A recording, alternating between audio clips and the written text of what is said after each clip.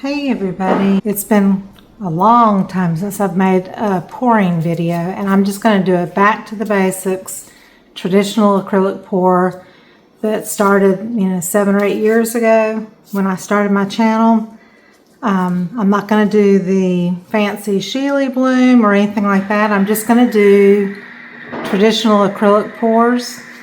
I'm going to do a tree ring and then maybe a swipe, and I'm going to do both techniques in this one video just to show you two basic things that you can do with just regular paint of any brand. American Flood Floetrol, which is latex, water-based. Show you that. My white and black are still the ones that I get from Michael's, the Artist Loft, black and white. They used to be called Flow Acrylic. Now I think they're called Soft Body. And for all the colors, I'm going to mix one for you. We're going to do basically 1 part paint, 1 part Floetrol. And all the colors that I'm doing today are Craft Smart from Michael's. They're inexpensive and they're great. They get great results. You can do it as a starter or as an experienced pourer. You can use these and they come up with nice results. So these are also a matte finish, just want to let you know that. They come in 16-ounce bottles, 8-ounce bottles, down to 2-ounce bottles. I even mixed up a lime green. I didn't have a Craft Smart in that. And I just used 2 paints like yellow and green to make like a lime. When you use 2 paints, you're going to still do 1 part paint. You could go up to 2 parts Floetrol if you want to, or just keep it 1 part to 1 part. But you can up the Floetrol a little bit if you want to, and you'll definitely need to add water to this to get it to the right consistency. You want a consistency of honey or melted milkshake. I've got, I don't know how much paint here. I'm just looking in my cup, and I'm going to double that with Floetrol, so that it's 1 part paint, 1 part Floetrol. And I moved to a new house. We're going to be building a studio in the attic space, which is a large walkout area, and won't get that done until early 2025. So I can't set up my filming table. I don't have anywhere to put it right now. So I'm working in my kitchen. That's why I'm not doing a lot of videos on acrylic pouring or resin or anything like that because of the space. So that is just 1 part paint to 1 part Floetrol. If it feels a little bit thick, don't know if you can see that, but I put just kind of like a few drops of water into it. I don't have my squeeze bottle with the water in it either. It'd be good to keep a squeeze bottle around with water and a little bit of Floetrol mixed in. It just helps mix into your paints better. So this is what I did with all of my paints, and it's just a nice creamy, like I said, kind of melted milkshake consistency. So for a 12 by 12, which is what I'm working with, I got push pins on the bottom to keep it elevated off the puppy pad. You'll need about 6 ounces of paint, and this is a 9-ounce cup, so I'm gonna go, probably 3/4 of the way full. I'm just gonna layer it up. I'm gonna start with just a pinch of white. Let's see, let's just go ahead and start with these pretty bright magenta color. I'm probably putting in about less than an ounce. I have no silicone or anything like that in these paints. It's strictly the paint and Floetrol. That yellow went straight down in. I'm going to separate it with a little bit of white again before I go with the greens. Just try to lightly layer it on there. You can also pour the layers down the side of the cup to help keep them from dropping down if you want to as well.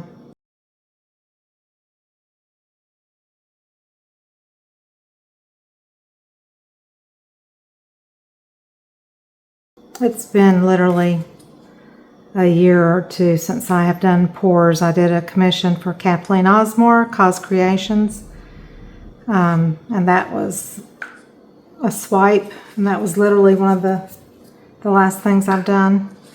Okay, I'm gonna come back and put a little bit of this beautiful magenta color. I have black, but I don't think I want any black on it. So I'm gonna just take a little puddle of white and just spread it out with my hand a little bit. It doesn't have to be precise because this is all going to be poured on and tilted off. Okay, so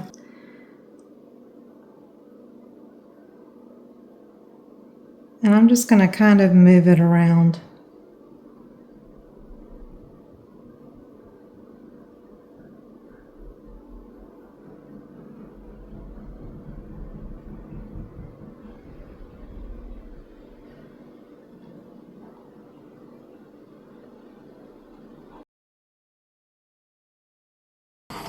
I'm just going to torch gently with a little bit of heat to get rid of any air bubbles. And let's just tilt. And I'm going to just kind of evenly try to get it to go in all directions.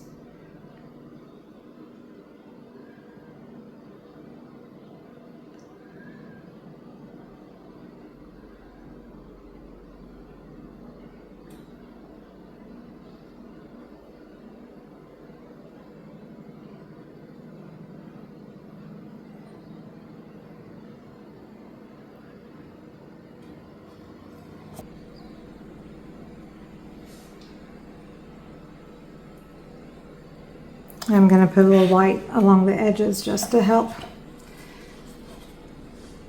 Again, the white is just Floetrol and water. And it can be a little thinner than your other paints as well.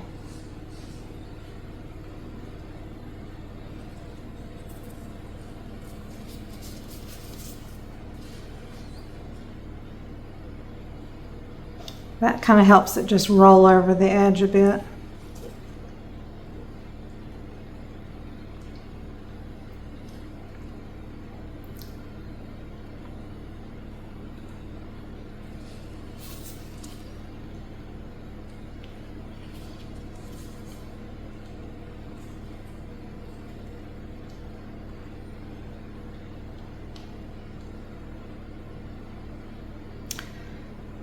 I love those colors right there. So if you want a certain color combination to kind of show up, then that's kind of the way you want your last tilt to go away from that side.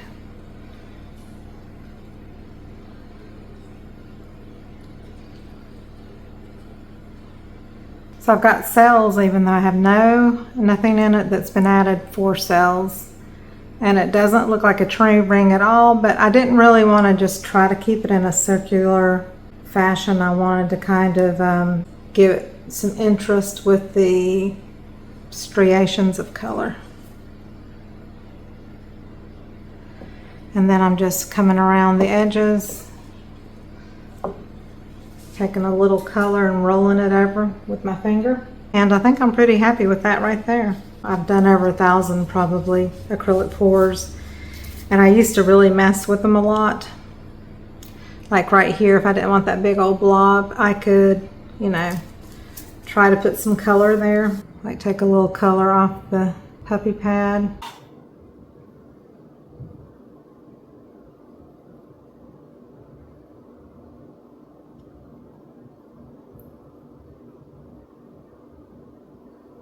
That just kind of takes care of that blob that was right there. I don't mind the other ones that are smaller. So I'm pretty content with this one. All right, so now we're going to move on to the next one.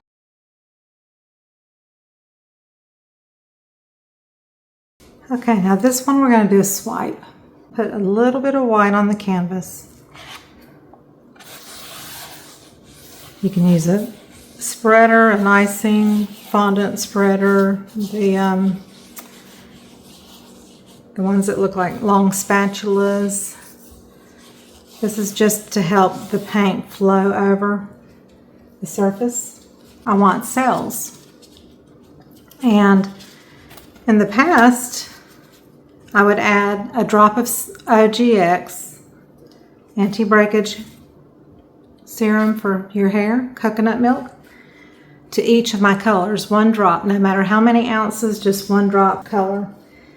This time, I've got my black mixture. I'm just, got, I don't know how many ounces, probably about 4 ounces or so. 1 drop into there. So this is going to be my swiping color. I'm just stirring that into my black, and then I'm going to just go in a rainbow color fashion.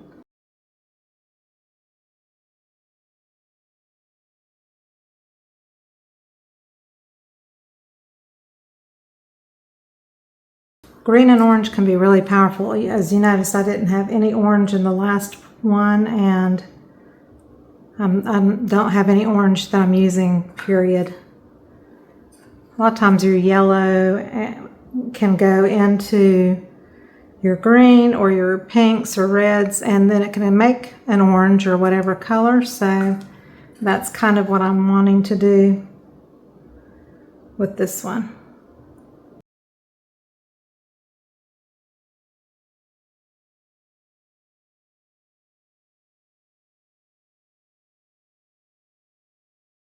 So now what I'm going to do is I'm going to take the black, move this down a bit, hopefully you can see it. So I'm going to totally cover that end of the canvas over the edges and everything. And I've got a nice quality, not the cheap, this is I think from Sam's Club, but Viva is one that I really, really like too. It's a damp paper towel. And I'm going to kind of scrunch it up in my hands and just use my fingers to kind of hold out in a straight line as well as I can over the black. It's a little bit folded right there. Let me see if I can get that to flatten out.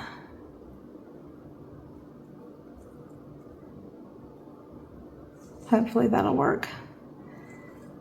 So we're going to leave it bunched up in our hand, and then we're just going to gently drag.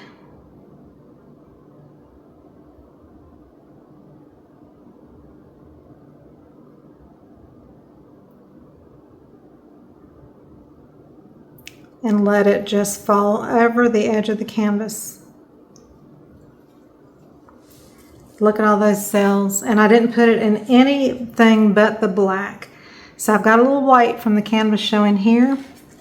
So I'll just go back over the end here. Like I said, this is one of just the old-fashioned, good old techniques that is successful pretty much every time you do it. So I've got another piece of paper towel, and I'm just going to tear it so I have a little piece so that I can just kind of gently drag that black over that white, and I'm kind of letting up. You can also take the canvas and tilt it that way, and that'll get rid of some of that at the bottom so you don't have so much black if you don't want it. So let's just do that just a little bit. That also helps to stretch your cells out a little bit. I'm not tilting it much.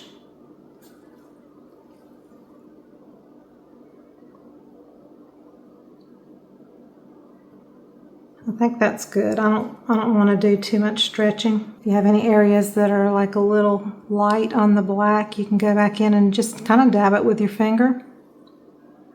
And then those cells will continue to pop through. I'm also doing my corners, my sides. If you need to add color on the sides, pick up the color that is right underneath the blank spots so that you don't make mud, because you want your sides to be just as pretty as the front and the top is. And it will continue to move as the paint kind of drifts. It's going to continue to move over the sides and everything anyway. but that one is finished as well. You can also get a straw and you can blow. And wherever you blow, you puff, that will kind of bring up the color underneath the black if you want to. I love this the way it is, so I'm just going to leave it. This, when it dries, would make a beautiful background for some artwork on top of it with the paintbrush. So that may probably be what I do. All right, so I will post pictures at the end of the video of the dried finished pieces. I hope you learned something from this basics video, acrylic pouring 101, tree ring pour with just straight out paint, Floetrol and water, and then adding OGX to the black, and this one bringing out all these beautiful cells. You can also do it the other way, put a drop into each of the colors and use the black.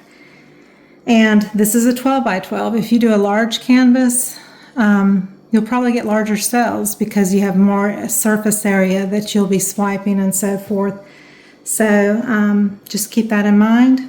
So thanks for watching. Please give me a thumbs up and subscribe if you haven't already. Thank you so much for watching. I love you all. Thanks for being here, and I'll see you on the next video. Bye-bye.